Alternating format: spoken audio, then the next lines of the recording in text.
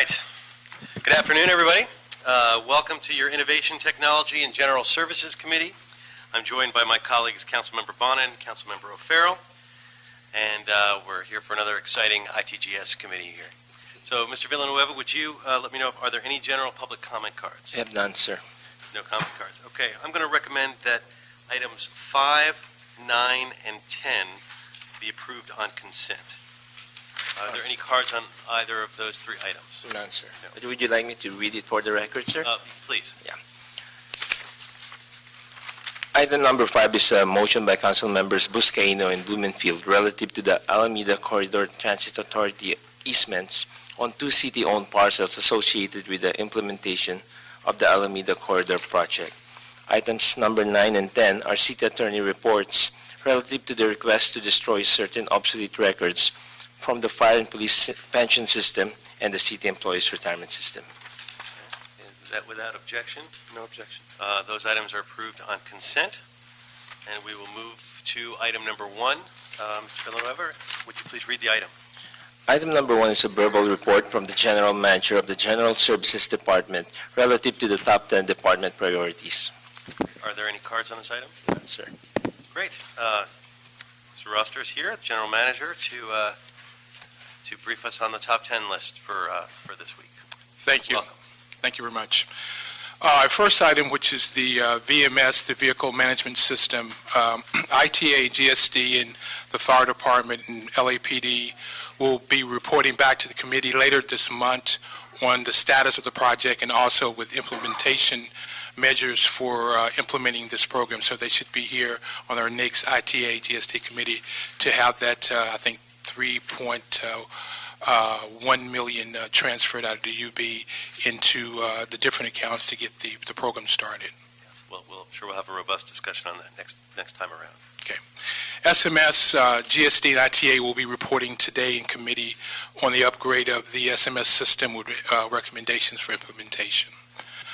Automated visiting parking, staff is working with the vendor to implement software modifications for user security issues. Equipment upgrade for parking garages.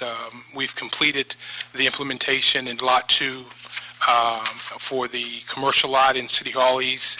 We completed that on June 30th. We installed pay stations, entry lane ticket dispensers, gates and exit lane equipment and signage.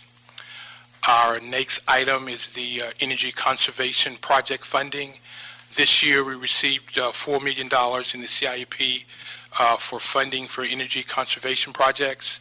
We've selected about 10 projects that are high users of energy throughout the city to work with the Department of Water and Power, what they call the ETAP program. And we've started a couple of the audits already, and we've identified one facility already that we could save close to 713,000 kilowatts if we implemented those recommendations. So we're looking at completing the ETAPs by the end of this fiscal year and selecting a number of facilities to use the $4 million to reduce energy. Energy conservation projects implementation for 2013-14, we completed 12 facilities, and these projects we're projecting will generate about 5.7 million reductions in kilowatts annually. Wilshire Boulevard repavement projects, GSD pavement and soil testing continues to be on schedule. The project is currently completing the concrete lanes on the north side of Wilshire Boulevard and starting demolishing the bus lane segments on the south side of the boulevard. Reverse auctions for the fiscal year 13-14, we implemented reverse auctions saving the city close to $10 million. For the next 6 months, we have identified 6 additional reverse auction items that we will put out to bid to hopefully the same additional funds for the city. The emergency generators at critical sites, we've completed 12 critical fuel sites. All of that was completed at the end of June. And our last project, which is the Verdugo Peak Communication Tower, our Construction Forces Division has totally completed that project on schedule and on budget.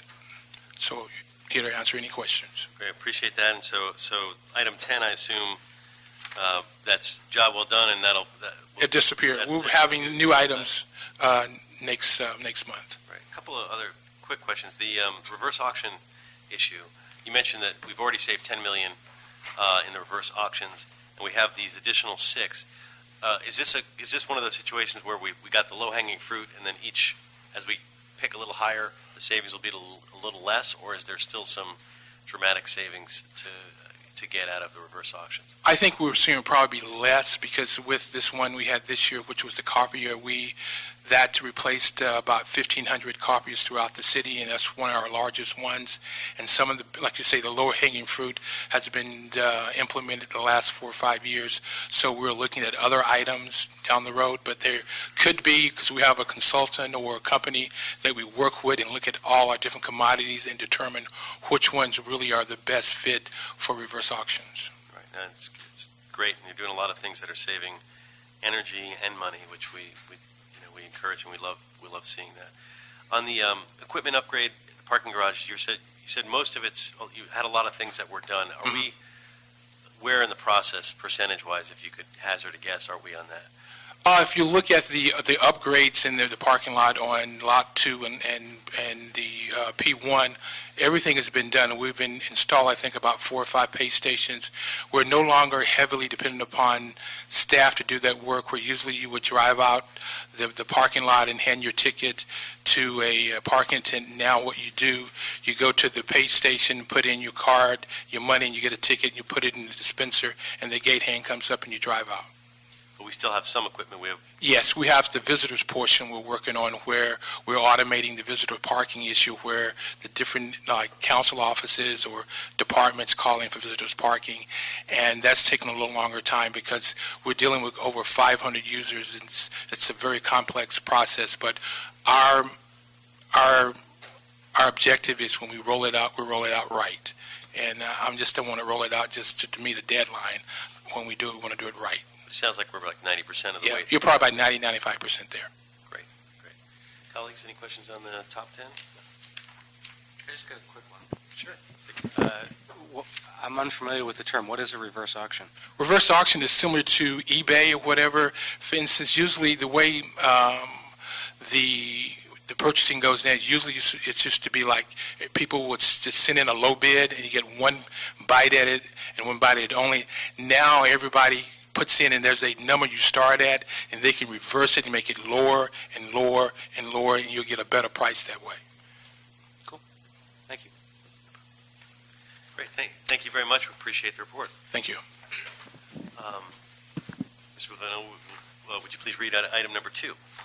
Certainly, sir. Item number 2 is a communication from the mayor relative to the permanent appointment of Ms. Holly L. Walcott as city clerk. We have no cards on this item, sir. No cards. Great. I want to invite Holly Walcott to the table. Thank you, of course, for joining us at the committee. Thank you for your years of service to the city. You've been invaluable. We know you began your career with the city at the clerk's office, and now the mayor's tapping you to head the department. And so we're here to hear from you, get you to share your vision of where you hope to take the department, and sort of 5-10 years down the road or whatever, however long you want to envision your service. Well, thank you, sir. Holly Walcott, the Office of the City Clerk. This is my 366th day as interim city clerk. I'm excited to be here and excited to be the nomination for the permanent city clerk. Over the last year, we've made several accomplishments. We are working toward moving things online and making information more available to the public. We've done that by launching, as you know, the mobile-friendly sites for the LA City Clerk Connect. We've moved the LA City Clerk Connect from a word-based to a database program. We're interested in continuing that process, and the next phase of the Novus agenda is to get to the point where we start having departments submit reports electronically. So moving away from paper is one of our key objectives. We also are trying to get as much information up online from a historical point of view. We've started putting the minutes up from the 1850s. We've had a scanning contract, and that'll be a 4-year project just based on the funding we have to get those up. We would like to automate claim filing so that people can file at home. We have some legal hoops we have to jump through on that, but that's one of our things that we'd like to do. I mean, overall, what we're trying to do is be more efficient and get information out there faster in the way that people receive information. So making our social media program more robust. But technology is going to change, so we need to change and keep up with it and keep our eye on that ball. We have neighborhood council elections coming up in 2 years. We have this next year. We have the municipal elections in May and June. So all of those we're planning for. We need to work with the county on a new election system before any major changes can be made to election reform. We definitely need a new election system.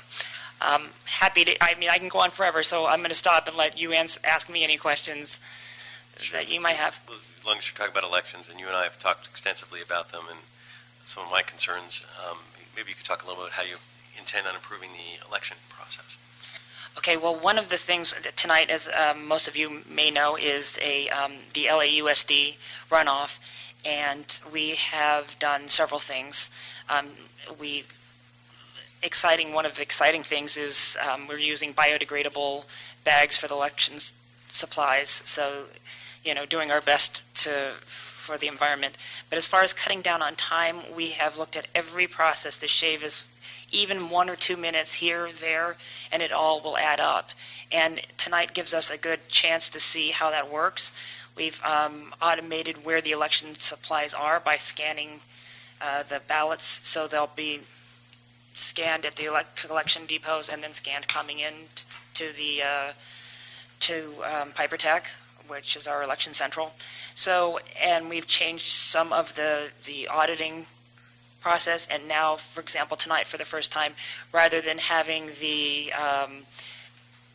election bulletins will just be automatic. It will just automatically update every 15 minutes, whether there's been any change in election count or not. It will just automatically refresh.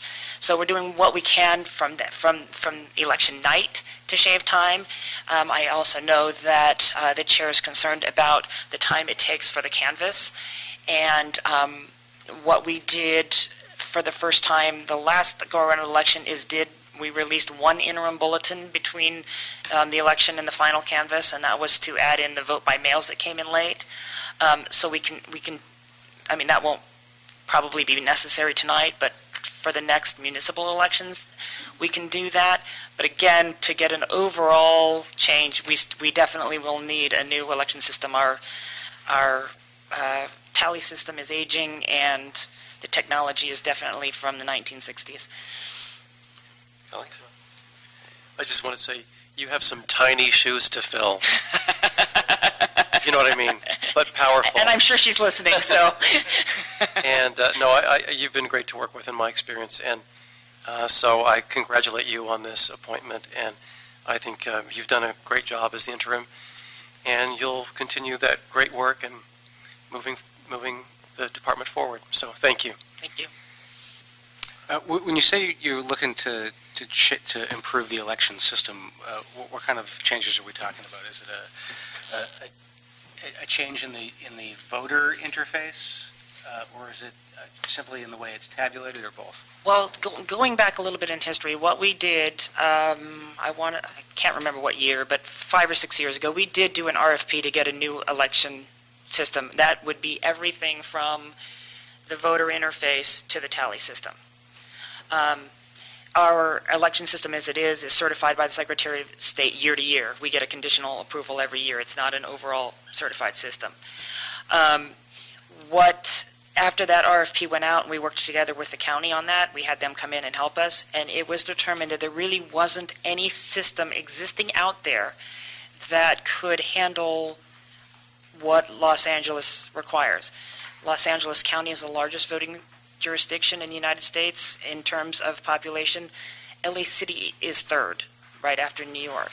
So we have things that we have to consider, such as square miles, the number of precincts, how we deploy supplies to those precincts that maybe other jurisdictions don't have to worry about. So the weight and size of everything matters. So after that, then the LA County started the voter assessment project, and they are building a system from the ground up. And that means everything from the voter interface to the tally. So that is scheduled to be tested. They say 2017. We'll see. That's probably the earliest date it would be ready. We partner generally with the county in election equipment. So the prototypes that I've seen, basically, right now we use a 312 ballot, which is, the 1960s IBM cards. What this particular system, or at least a prototype, does is once you make the selection, it prints your ballot, but only those races that you voted on, and only those names that you've selected, so that you can visually check, this is what I voted for, the name is written there, or the proposition yes or no is written there. But it wouldn't have every race on, like the ballots currently, just the 312 cards, they have to have a spot for every race. So, and then it would be a scanning system. The system would scan the answers, and so that's currently where it's going. I know everybody's interested in, well, why can't we vote online? And there's still tremendous security issues that have not been resolved. But the whole idea of the county building this system from the ground up is so that it can change as technology changes.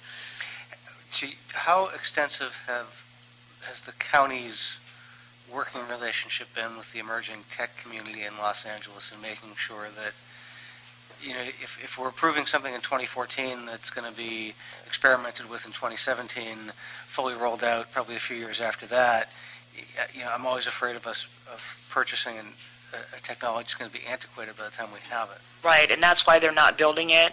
They're building it from the ground up, and part of this whole project is taking in information from everybody. I want to say it's MIT they're working with. It's one of the big tech universities, but they're working with several. They've got community groups, they've got government groups, they've got technology groups. So they're doing a really robust job of. And one of the key components from the get-go was that the system wasn't static, that it could change with emerging technology. Last December, I was in Israel with the Jewish Federation, and we visited a center they have there. It's co-located with Google, and it's a volunteer organization mainly. It's a center for civic innovation, and they've done a lot of things in partnership with Parliament so that you can very easily see the voting record of your particular member of Parliament. Do we have any partnerships in the works with the tech community here in Los Angeles to help us innovate what we have available from your office? We don't currently, but that's an excellent idea, and we can look into it. Okay. Something I'm happy to help with. I'm sure Peter Marks could Would love to work on that. Also be helpful with that. On Election Day, how are we doing with being sufficiently staffed with poll workers? Are there things we can be doing to help increase the numbers of people you have? Generally, it's always a challenge because people have to take a day out of their lives, and people who've been doing it, your traditional sources, either get tired of doing it or have grown beyond the point where they want to do it anymore. We tap students, we tap city employees, and we have a heavy recruiting process out there. And of course, since we're translating into so many different languages, one of the key issues is to make sure that each one of those sites that are identified that require second language assistance have one or more, it could be more than one language. I mean, one site could require Spanish and Korean, or Tagalog and Vietnamese, something like that. So, do we do recruitment through the existing partnerships and infrastructure we have, like with neighborhood councils that we partner with and that you guys help with, or community-based organizations that get money from HCID? definitely through community-based organizations. I'm not sure about neighborhood councils, but we can definitely put that on the list. There's a lot of folks who are civically minded and engaged who might be willing to volunteer for a day. Thank you. Any other questions? Well then, without objection, the recommendation of this committee is to approve the confirmation of Holly Walcott as the permanent city clerk. And with that, congratulations on getting through this committee and on to the next process. Thank you for your time. Congrats, Holly. Thank you.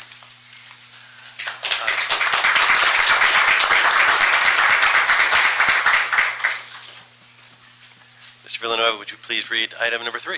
Certainly, sir. It's item number 3 is the Department of General Services and Information Technology Agency report relative to the proposed contract amendments between the city and CGI Technologies and Solutions, Inc. for the Supply Management System Replacement Project. We do not have any cards on this item. Great. So we can have ITA and GSD at the table. And I'd love to hear a presentation. Thank you. Good afternoon. Ted Ross, Assistant General Manager with the Information Technology Agency. I'd certainly like to let our partners on this important project introduce themselves. Debbie Ramos from Department of General Services. Todd Bowie, Controller's Office. Excellent. Mr. Chairman, honorable members of the ITGS Committee, this critical report is a recommendation for the replacement of the city's supply management system, known as SMS, using the purchasing module of the city's existing financial management system, aka FMS. This report is a culmination of almost 1.5 years of cross-departmental research, system analysis, and design, and it was set in motion by the IT Oversight Committee, as well as multiple motions, or multiple reports, I should say, that went to council. I think to do it justice, since it's a large multi-year, multi-million-dollar project, we want to give a little more background on it. The SMS system, in short, is the city's purchasing system. In other words, it's the computer system that city departments use to purchase all of their materials and supplies. Last year, for example, this involved almost 87,000 purchase orders to the tune of about $469 million in separate purchases. As you can imagine, these purchases cover a wide variety of commodities. It includes the usual office supplies, paper, furniture, computers, etc. In fact, as I was looking around, I would say most of the items in this room were probably purchased using the SMS system. Probably the exception might be these tables. I'm guessing they predate the SMS system, but that's just a guess on my part. Probably more importantly than the typical items that, let's say, an office worker such as myself purchases through SMS would be the items that aren't seen in this room. So, for example, all the asphalt used to fill potholes by street services ordered through SMS. Food for animals at LA Zoo, Animal Services goes through SMS. Trash bins for residents. LAPD vehicles, uniforms, protective gear. LAFD helicopters, hoses, oxygen tanks, etc. So comprising that $469 million that was purchased last year are truly the fundamental supplies and materials used by the city departments. In a nutshell, to give a little background, it's a critical computer system for the city because it orders and pays suppliers for what we use every day at the City of LA to serve the public and to serve other departments in their operations. What we face today, SMS was implemented back in 2001, and unfortunately it began experiencing issues back in 2005. Starting with the 2005 upgrade from PeopleSoft version 7.5 to version 8.8, the system and its interface to the city financials began experiencing substantial issues in stability, in function, and in performance. This included lost system functionality, multiple user workarounds, and periodically system documents would hang in the system. So much so that in 2009, the city's external auditor, Simpson & Simpson, actually published serious findings and recommendations on the data being provided by SMS. As a result of that, GSD Controller and ITA currently, as in today, perform daily reconciliation that's labor-intensive and manual to keep SMS in sync. Last year, this amounted to over 13,300 hours of staff time at an ongoing cost of over $800,000 per year to keep the system stable and to keep us out of the papers, so to speak. The financial crisis of 2008 further exacerbated the situation. Large losses of staff from early retirement, combined with the system issues, caused system outages, a heavy reliance on contractors, and impacts to department operations. While city staff focused on keeping the purchasing system afloat, SMS fell gravely behind in maintenance and in patches. In fact, SMS is currently over 40 patches behind and is no longer supported by the vendor. In other words, if the system breaks, and it's a critical system, the vendor cannot help. In other words, the SMS is currently unsustainable, in our opinion, and poses a grave risk to city operations and constituent services.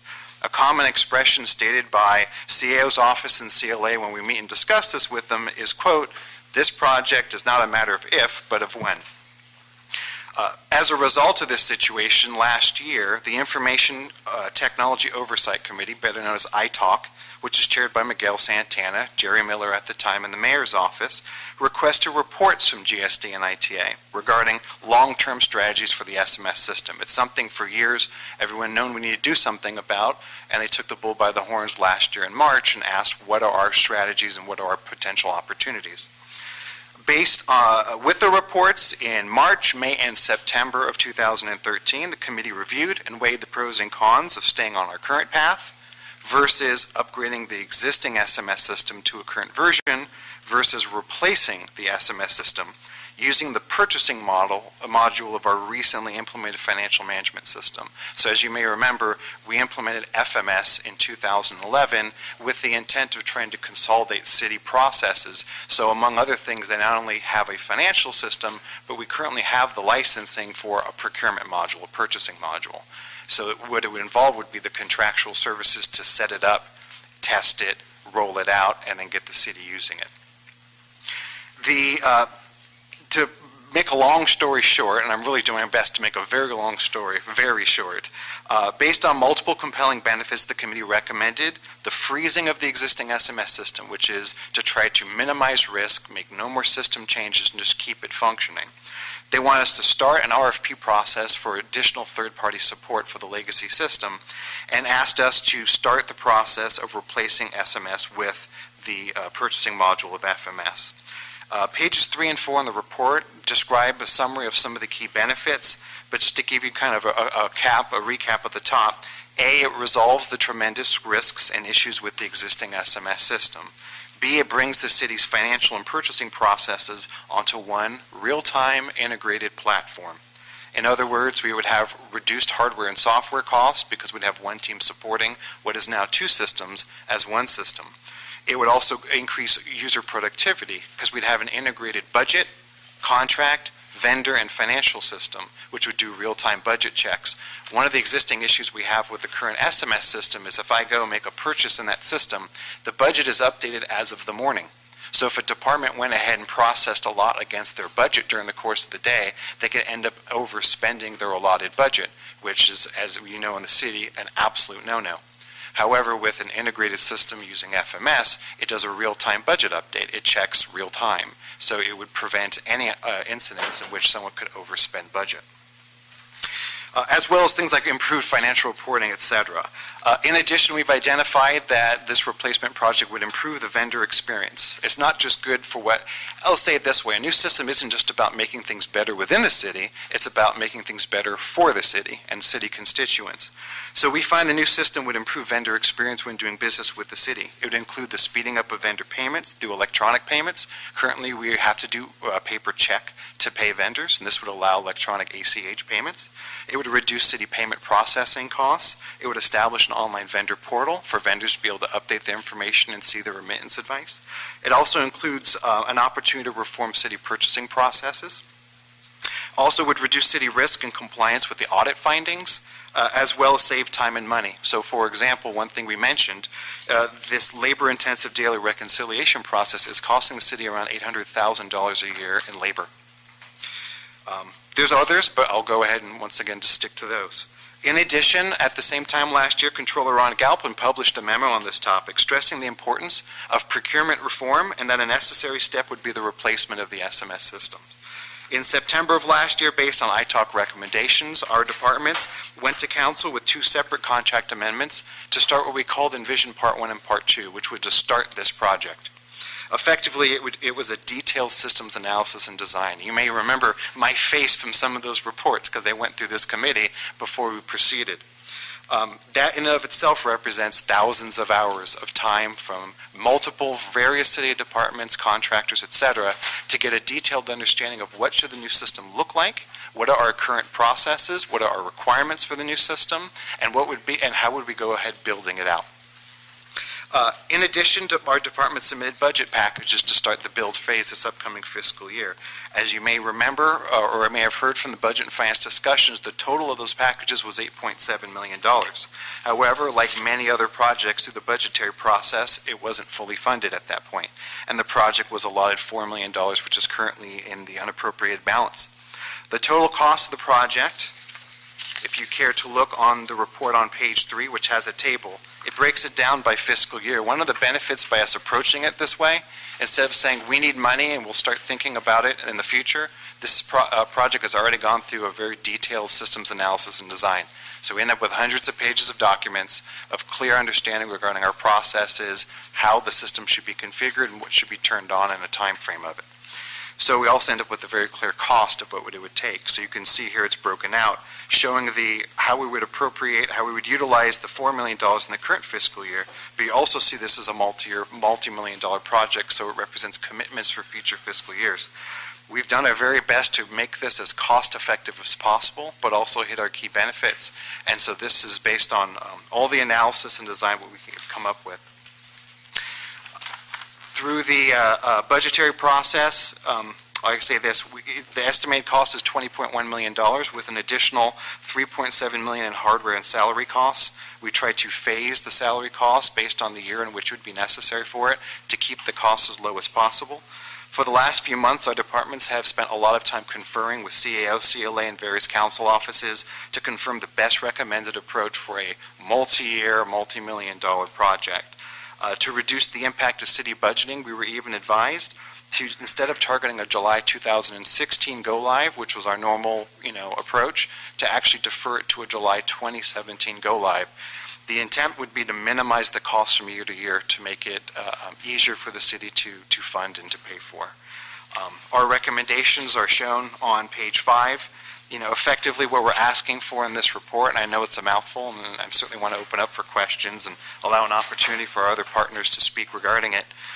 Number 1 would be to appropriate the existing $4 million, and it shows there how the vast majority is broken into contractual services with a smaller amount for salaries related to the requisite upgrade, which is the first step in the project. The second has to do with resolution positions. There will be future requests for additional positions in subsequent fiscal years. Item number 3 is a request for ITA to negotiate a $19.8 million contract with CGI for the 4-year term of this contract. And specifically item 6, which we always want to bring to attention, is to acknowledge that this isn't a $4 million project. This is the start of effectively a $20 million project. And so, we feel quite confident it's the right direction to go, and we've done quite a bit of due diligence over the last year and a half. With that, I'd like to open up to any input from our partners or questions from yourselves. Sure. First, if the partners, either of you want to chime in, or we can do it in questions. The Controller's Office is very supportive of what Ted's spoken of here today, and so you've had a great hand in terms of the development of this project to date, and we're very eager and excited to get started. So we're very anxious to move forward and think it'll bring great benefits. From a GSD perspective or purchasing agent perspective, we recognize that the SMS system is a critical system. We also recognize that we've been, trudging along with it. But really what this project does is it minimizes the city's risk. We've been sort of holding our breath, hoping that nothing breaks, nothing happens. And what this project does is it sets us on a path of being able to address that risk, which is a great risk to the city. I mean, when we're talking about financials and managing budgets and being able to manage the overall spend, this system is critical to being able to do that. So, on the risk question, because it is a huge risk, and we talked a lot about this also in Budget Committee, as we're going through the budget process. We go ahead with the spend today, we're still at risk for another 4 years, right? Or are those risks, does the mitigation of the risk begin this year, or does the mitigation of the risk begin at the completion of this project? So we approach it in a two-prong approach. Number one is to mitigate risk as much as possible by freezing the current system, which makes it more difficult for our business partners because there's obviously things they want to do every year, improvements they like to make, enhancements they'd like to make. We find it's critical to, if it ain't broke, why fix it, so to speak. So if a certain piece or component is working, to minimize how much you stick your fingers in it. I stopped working on my cars years ago. I used to work on them all the time, but I found that at a certain point, I was actually breaking them more than I was fixing them. That's just a personal attestation there. So Ted Ross hung up his Snap-on tool set and went ahead and started to allow the pros work on it. From the same perspective, the more we can minimize impacts of the existing system, the more we can stabilize it. But that's a burning platform. That's not something we're going to be able to do for 10 years to go. Far from it. So the second step is to start with the process of replacement. Already what we've done in our envision phase is we've already been starting to mitigate risk by identifying a core understanding of what a replacement system should perform. So it makes us much further ahead to be able to start this implementation project. So I would argue that we're mitigating it now, but this is not something that we could sustain. And that would be a July 2017 go-live. So it's technically 3 years, plus there's a year of post-go-live support. Right. I also want to mention that the FMS system is currently up to date, and what this project does is actually combines the moving forward of both the FMS system and the SMS system, because the first phase of this project is to bring the FMS system even more current, so that we're kind of matching things. We're not going to try to match the existing SMS system with an outdated FMS system. We're trying to keep both systems as up to date as possible, again, in order to reduce that risk. There's a lot of good strategic benefits of integrating multiple systems onto one platform, so long as that platform performs the requirements. One of the key efforts of this Envision Part 1 that happened from September to July of this last year was getting a good grasp of general services folks working in the new system, seeing how it works, other departments, et cetera, and saying, this system will be a good fit, this system will be successful. So there's a lot to be said in regards to the benefits of that. And obviously you're confident, we don't want to have a repeat of what happened in '01, where I'm sure when that was the fancy new shiny system, everybody said it was going to solve all our problems and mitigate our risk. It seems like we're in a different situation, but I'd love to have a nice assurance as to why and how we're in a different. Well, going back historically, when we first implemented the SMS system, as you said, that was the shiny and the new thing out there. Again, we were trying to take that system and connect it into a legacy system, which was the previous FMIS system. What we're doing today is we're trying to get these things, as Ted mentioned, on the same platform. Right. Our biggest issues have been in trying to bridge the gap between the two systems, and trying to make two different softwares talk to one another. So by bringing them all onto the same platform, you're truly integrating it and you're reducing that overall risk. And so based on this Envision project that we've gone through over the last year, we're confident that we can put these pieces of the puzzle together and they match. We're not trying to slam something into a circle into a square peg type thing. There's a little joke I make at ITA with our staff, and I say, how is ITA like the CIA? And the answer is their successes you never hear about, but their failures everyone knows about. And so in a lot of ways, folks who work in accounting or folks who work in systems toil behind the scenes, right, in P4 data centers and all these different areas to keep issues from ever escalating to a council member or to the mayor's office, et cetera. On the FMS system, probably the greatest accomplishment we can say is you haven't heard a lot about it. And so, which means that it's been humming along, processing hundreds of thousands of documents every year and performing a critical city need. So we've invested quite a bit in the new FMS system, and over the last 3 years, I think it's had a very good track record. And if we ever encounter issues, we're all over it. So we want to bring the city's purchasing system into the very same standard. This is great and exceedingly important. One last question, then I'll open it to my colleagues on this as well. On the dollar side, we went. It was the 6.8 that was in the mayor's budget. Then after it got cut down in the budget process to 4, which, as I understand it, extended the project by a year. Yes. And added an additional $1.3 million Yes. to the concept. But in terms of that process, did we lose anything in terms of the functionality or the risk? No. One of our great, often in the city, and being a city manager, I'd like to say that all city departments always work together in harmony, but at times we don't. In this project, I'd like to say is probably the best start of a major project I've ever seen. We had great support from the Controller's Office, from General Services, and a whole host of other organizations and departments who rally behind the importance of replacing our purchasing system. One of the other great partners has been CGI, our contractor. And so, as you can see, there's an extension for an entire year with an incremental cost of only $1.3 million, which generally speaking, traditionally, that is very low. So the contractor is working very closely with us to try to be as nimble and flexible as possible to deliver all the functionality that we need, even though it's a year later, and to deliver it in such a way to have a minimal impact on additional cost. Colleagues? Sure, thank you. Thanks. Your report and your presentation give me a whole lot of confidence, so thank you. In terms of moving this whole thing forward, question for you. Say we get everything funded and we're going to be good to go in 3 or 4 years, fully implemented. Is it still going to cost on average over $800,000 a year just for the extra labor over the next 3-4 years? No. The FMS module is an integrated module, which means it will be synced up every night. If there's ever an issue where the system is out of sync, it triggers what they call reconciliation jobs that would be resolved immediately. FMS already has reconciliation jobs, and so we've already very used to that process. It would not require that large manual intensive reconciliation process. And so that would go away in immediate future years? Yes. Okay, great.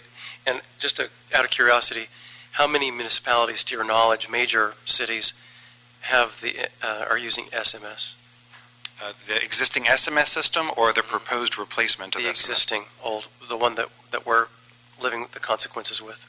I'm not really sure. I know that a number of them that started out using it have already made the jump to other systems, but we haven't really maintained the relationship with the user groups that we had in the past once we moved away from support. Clearly it's less and less, if any, because Correct. they no longer even maintain the system. So I was just that was a curiosity question. There aren't too many that are on the same version that we're on because, right. Like I said, or as Ted mentioned, we're so far behind on it. There's other versions that have come out. Oracle has also released some of their own products because this was originally a PeopleSoft system, and so we're sort of just seeing the whole thing go by the wayside. The proposed FMS system is used by quite a few municipalities, most notably the County of Los Angeles, which is right next door. So they use the CGI Advanced Financials plus procurement. They also use human resources and other modules. Thank you. Okay, then my recommendation is going to be to approve this item and request that ITA and GSD provide periodic progress reports. Absolutely. And without objection, it's so ordered. Thank you. Thank you. And we will move to item 4. Yes, sir. Item number 4 is a motion by Council Members O'Farrell and Blumenfield relative to negotiating and executing a lease agreement for the city-owned space at 1710 North Cherokee Avenue, Suite C, Los Angeles, California 928, with the Hollywood Property Owners Alliance. We have one card on this item. I'm sorry, you said one card, okay. Great, thank you. And I guess we'll start with our public comment card. Mr. Joseph Mariani. Mariani. What's it? Mariani. Mariani, apologize. No worries. Thank you, Mr. Chairman. Thank you, council members. I'm Joseph Mariani. I'm here on behalf of the Hollywood Property Owners Alliance, and just wanted to inform you we are a nonprofit organization that manages 2 business improvement districts in Hollywood. We spend about $1.5 million a year in maintenance services, which include pressure washing, graffiti removal, bulky item, that help supplement city services. The purpose in us trying to negotiate this lease is to secure a maintenance headquarters for our maintenance provider. Since we've hired this vendor in 2000, they've been stationed on a parking lot at Cherokee and Selma. That parking lot now is slated for construction for workforce housing, and so we feel like this space would be a good fit. It was previously used by the Hollywood beautification team as a maintenance headquarters as well. And I want to especially thank Councilmember O'Farrell for helping us in this process. It's been a year-long process to try to get this lease secured, so we're all really looking forward to having it move forward. And that's pretty much it. So thank you for your time. If you have any questions, I can answer them. Thank you very much. Thank you very much. We'll have Department of Transportation come forward. We have Representative. Yeah, there you go.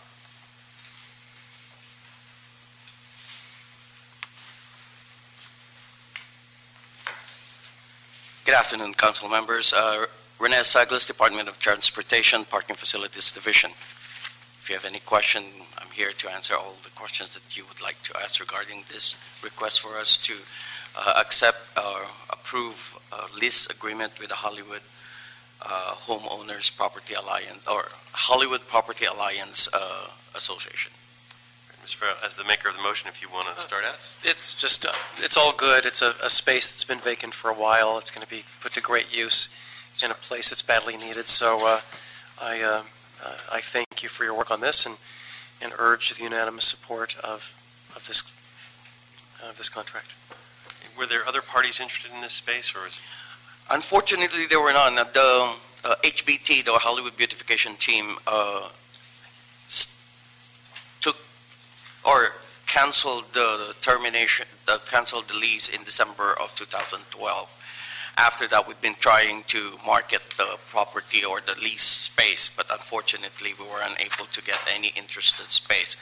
We're actually fortunate that the Hollywood bid was willing to take this property, and it's been an eyesore, kinda, for the last almost year and a half. Mr. Bonnet? It's an O'Farrell motion with a Blumenfield second. I didn't dare challenge it. Challenge, just, asking. Okay, then with that, we're going to, without objection, approve the motion. Thank you, Councilman. Thank you very much. It is approved. And we'll move to item 6, right? 5 we already covered, and we're moving to 6. Item number 6 is the Municipal Facility Committee report relative to the lease agreement with the Armenian Cultural Foundation for the old fire station number 83 at 5001 North Balboa Boulevard, Encino. We have one card on this item, and there's also a community impact statement submitted on this item by the Lake Balboa Neighborhood Council and the Encino Neighborhood Council.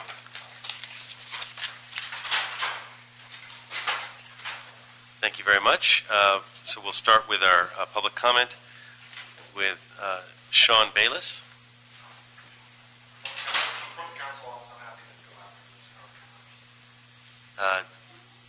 Okay, well, then we can, either way. So I'm happy to have the formal present CAO go first, and then we'll have Mr. Bayless afterwards. Okay. Well, good afternoon, Mr. Chairman, council members. My name is Raul Mendoza. I'm from the Office of the CAO. And this item is in response to a council motion to present a 50-year lease with the Armenian Cultural Foundation at the old fire station 83 in Encino. And so the ACF, the Armenian Cultural Foundation, is a 501c3 nonprofit organization. They operate cultural and educational centers. And so one of the first things that we looked at was the length of the lease term, which, like I mentioned, the council motion asked for 50 years. And so we kind of looked at other similar leases, like, for example, the Korean American Museum. They have a 50-year nonprofit lease with the city, but theirs was for a ground lease where they would have to spend about $20 million to construct a building. Here is a little different in that there's a building on site, but the building still needs significant improvements, an estimated about $1.2 to $1.5 million in construction to bring it up to code. And so kind of taking that into consideration, along with trying to best respond to the council motion, our recommendation was to do a lease term of 30 years. And in addition to that, our office did a community benefit analysis to justify the need for this lease, or what's presented. And so looking at the rental value of the property, if it was already rehabbed, a usable facility, would have been about $5.3 to $6 million for the rental value over the lease term of 30 years that we were proposing. that's in comparison to the value of the services that are being offered by the Armenian Cultural Foundation, which value over $16 million over the same lease term. So there's definitely a community benefit there. In addition, I mentioned the construction that they'll be doing, about 1.2 to 1.5 million to rehab, code repairs, which will really be significant not just for the city but also for the community, in that this is a facility that's been vacant since 2006. It's been subject to graffiti, illegal dumping, break-ins, different things. So it'll be nice to have that building rehabbed and used for a good purpose. And then finally, the ACF's also been a willing partner with its neighbor, which is the LAUSD. It's an Encino Elementary School, and they're willing to provide the elementary school with parking during times when they're not needing the additional parking on the site of the Fire Station 83, or the old Fire Station 83. And so, finally, in terms of the terms that we're asking for in the lease, there's definitely a lot of value in the services that they're providing, but we want to safeguard the city in asking for proof of insurance from the nonprofit, as well as having them pay for the maintenance, utilities, any repairs that need to be done. And also, in terms of the construction, we keep talking about the rehab that needs to be done. We're asking that they obtain a construction bond so that if they begin the work, we ensure that the work can be completed.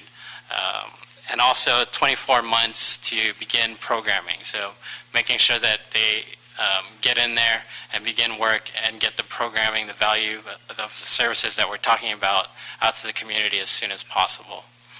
And so there's definitely significant community benefit here, and the recommendations, or the recommendation in this report, as approved by the Municipal Facilities Committee in their June meeting, is to authorize GSD to negotiate and execute a 30-year lease, nonprofit lease with the Armenian Cultural Foundation for $1 a year.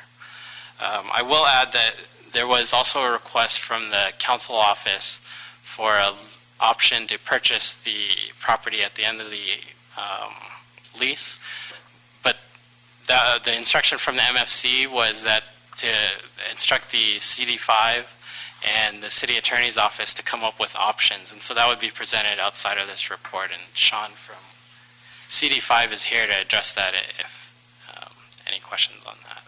So you're saying, you're not asking in this report for us to make a decision one way or the other on how the ultimate disposition of the building is after 30 years? That's correct. So it's not. But again, if Sean is available to address that separately from this report. Okay. So I was originally thinking that was part of this item, but if we said we can bifurcate, that is fine as well. Related to the underlying issue, you talked about and Armenian Cultural Foundation, they do great work, and we're excited. I'm certainly excited to have the good work that they have in the community get done as soon as possible, and to continue that, because I'm familiar with the good work that they do, and so I'm very positive about all that. How does it work, though, in terms of the other costs, like the liability? If the roof caves in year 15, is that the city's responsibility or the tenant's responsibility? That's something that we're asking for in the lease terms for the tenant to be responsible for, whether it's the roof repair or anything that has to do with the building, because, like I said, they're going to do the construction up front, but we're also asking them to take care and maintain the building during the life of the lease. Right, because even in my short year here, I've heard of being on the budget committee and hearing all these cases we get, situations where sometimes we end up responsible for liabilities where inside of a nonprofit. So another example, if somebody gets injured in the building, are we indemnified as a city from liability? Well, one of the things that we ask for is for our risk management to confirm their liability insurance so that they would still be responsible for that aspect. Okay, so that's sort of a wobbler answer, meaning that we're requiring liability insurance to protect the city, but that, if I'm reading it correctly, we're never fully protected because it's still a city-owned building. So we would be protected in as much as the liability insurance covers it, and someone will still name us as on the lawsuit. To be honest, I'm not too familiar with the indemnification portions. I don't know if the city attorney is here that can answer sort of that aspect of it, but Is the city attorney here on this? And I'm assuming this has become a boilerplate. I'm not so much asking about for this particular example as I know we're sort of transitioning, trying to make sure that we're extra covered on all of our transactions. So again, this is more of a general question than it is specific to this Right. site. Yeah, I'm Annette Bogna. I'm with the City Attorney's Office, Real Property Environment Division. We work with risk management on the boilerplate for these contracts, and we actually defer to them to the actual construction of it. But I'm here to address the potential exposure, and I can tell you that the city is never going to be, insulated from being sued in a lawsuit. The city will be argued to have been in breach of the contract, or not supervised the contract sufficiently if somebody gets hurt as a result of a roof that should have been repaired and it wasn't, and somebody got hurt. So, we, as the owner of the building, the city's always going to stand as a potential deep pocket.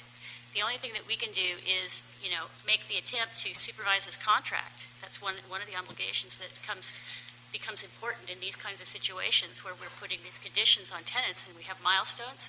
Because if we don't enforce these milestones, it really doesn't matter what we put in the contract.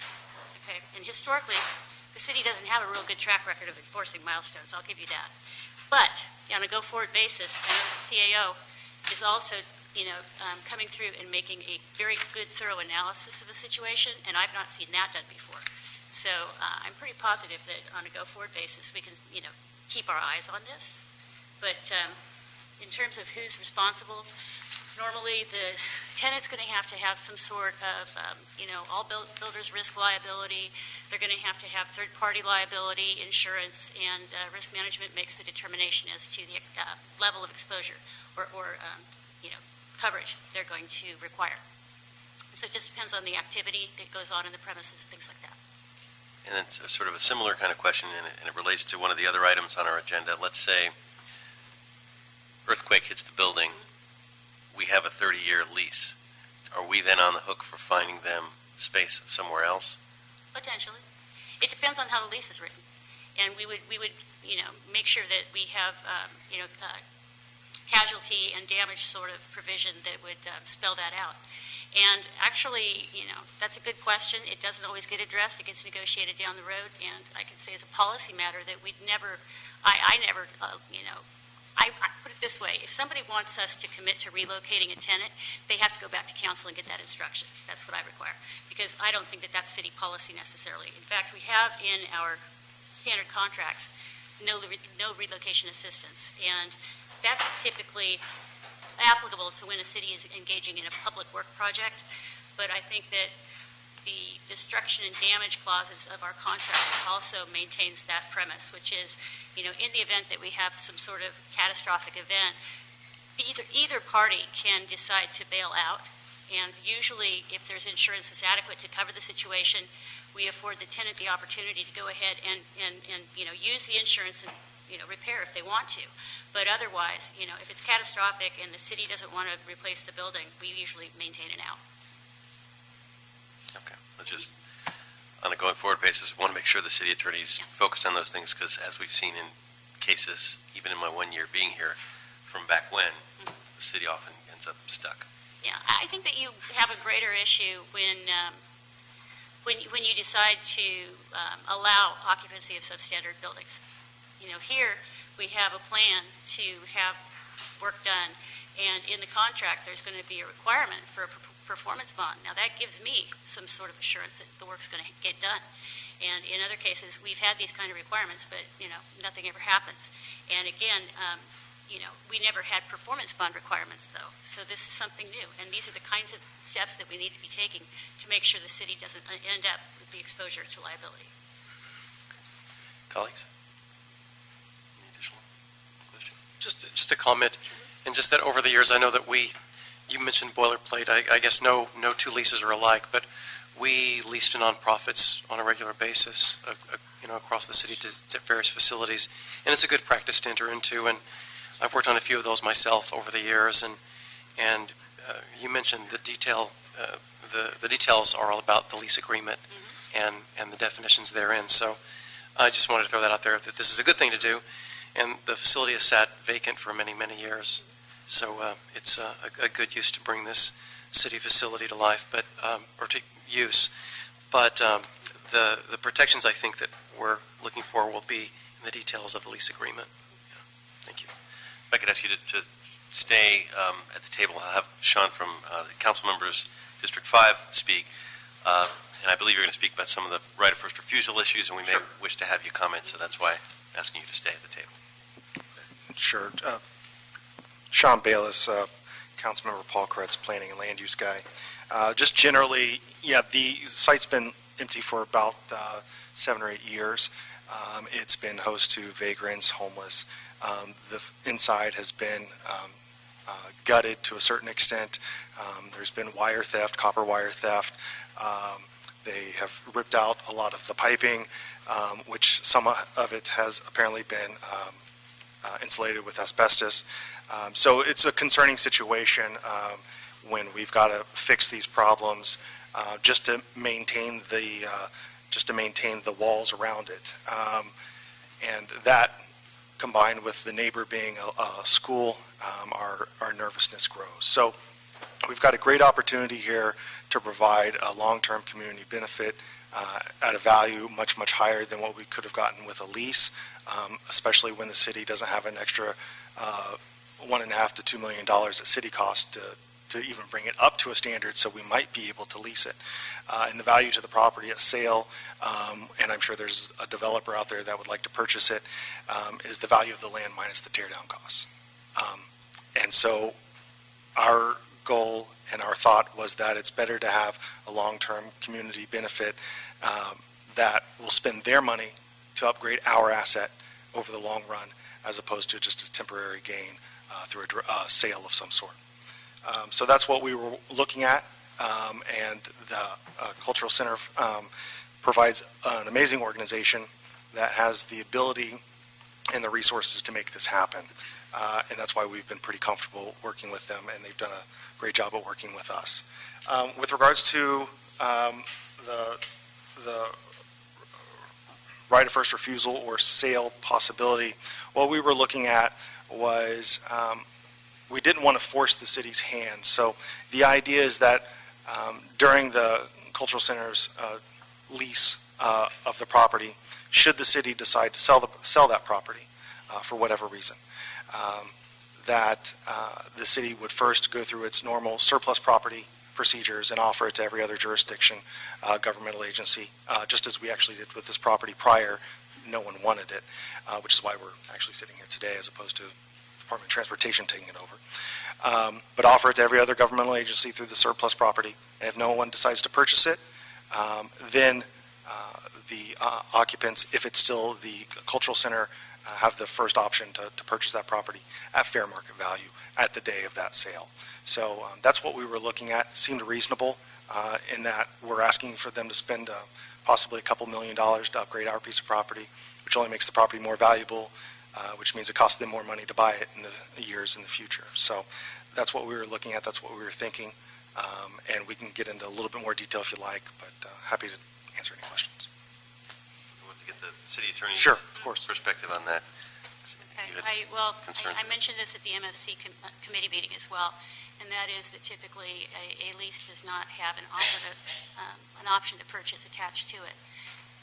Part of that is because in 30 years from now, we're not really sure what the projected use is going to be for this property, and we're not going to be here to tell everybody what we intended by this language. So it just adds a lot of uncertainty and the argument is it also puts a burden on additional councils down the road. But that being said, I did state at the last meeting that this is a policy question. It's not a legal issue. And so to the extent that the MFC committee asked me to work with Sean and come up with language, I did so. And so, at this point, it's really a matter for the policymakers to make a decision. Okay, so as it stands now, the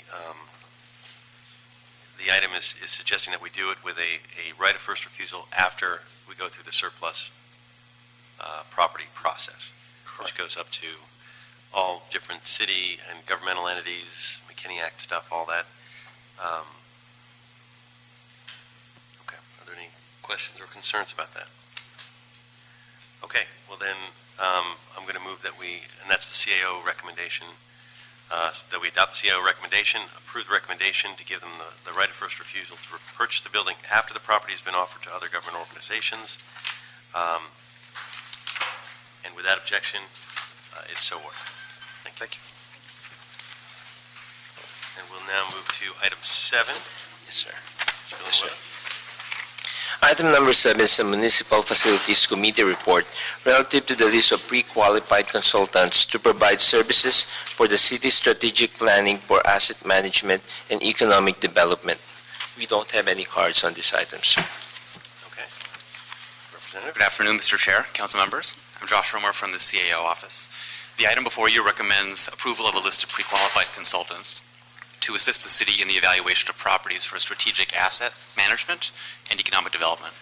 In February 2014, the CAO's office released a request for qualifications for consultants in 5 service areas, including real estate services and brokerage, economic development analysis, master planning and site planning, community outreach and engagement, and project feasibility and underwriting.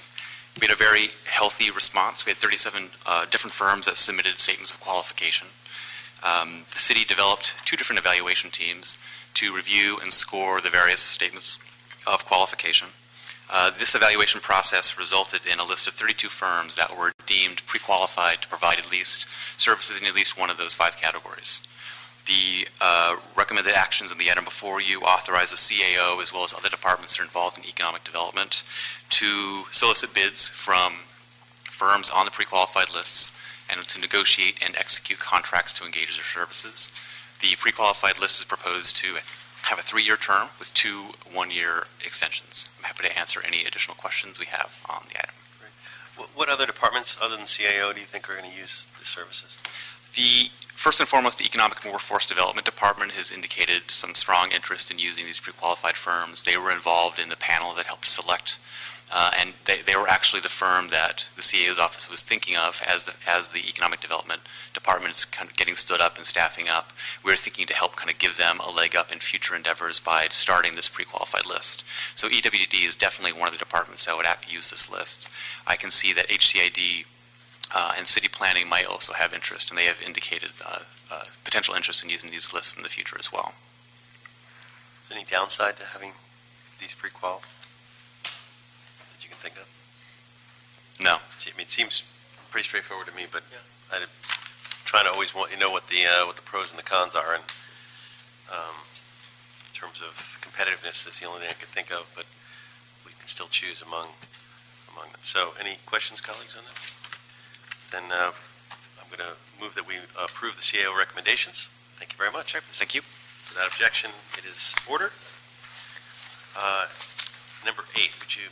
Villan, would you read item number 8? Yes, sir. Item number 8 is a Municipal Facility Committee report relative to the lease agreement with the Bilingual Foundation of the Arts for Space 12 in the Los Angeles Mall at 201 North Los Angeles Street. Mr. Chair, this item was also agendized as a special item to give the committee an opportunity to go into closed session. So before we do that, are there any cards on this item? We don't have any card on this item, sir. Okay. So the procedure, as I understand, we're going to hold item 8. Yes, sir. Go ahead. And then we're going to recess the regular agenda and go into a special agenda. There's one item on the special agenda. It's noticed for closed session. It is the functional equivalent of this item. Yes, sir. So would you please read special item 1 as well as the notification for moving into closed session? And as soon as you do that, we'll clear the room and go into closed session. Okay. Item number 1 for the special agenda, which is the same as item number 8 on the regular agenda. Again, it's a Municipal Facility Committee report relative to the lease agreement with the Bilingual Foundation of the Arts for Space 12 at the LA Mall. And the committee can go into recess to a closed session pursuant to Government Code Section 54956.9 sub D1 to confer with their legal counsel with regards to existing litigation. So we can. Thank you, Sergeant. Would you officially...